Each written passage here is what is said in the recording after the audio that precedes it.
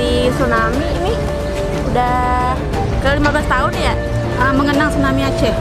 Acara ini merupakan acara mengenang kembali peristiwa tsunami dan gempa di Aceh.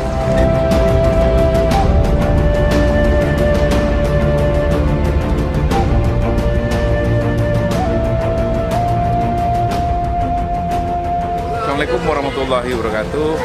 Kami dari masyarakat Aceh Sejabotabek ini selalu mengadakan yaitu dalam rangka Zikir Akbar untuk mengenang dan keselamatan bangsa Indonesia serta mengenang 15 tahun terjadi tsunami di Aceh dan gempa bumi di Bidedua.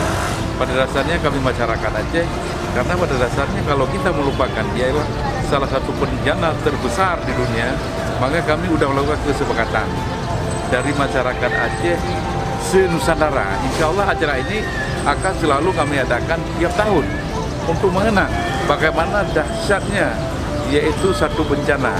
Makanya dengan kita mengenang ini kita selalu berdoa sehingga para syuhada yang telah meninggalkan kita dia selalu mendapat ibadah ataupun selalu mendapat yang terbaik dari Allah.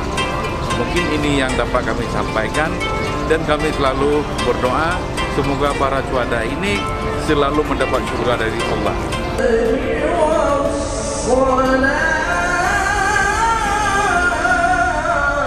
Ayo di malam yang berbahagia ini sama-sama kita mengirim sedikit doa kepada para syuhada.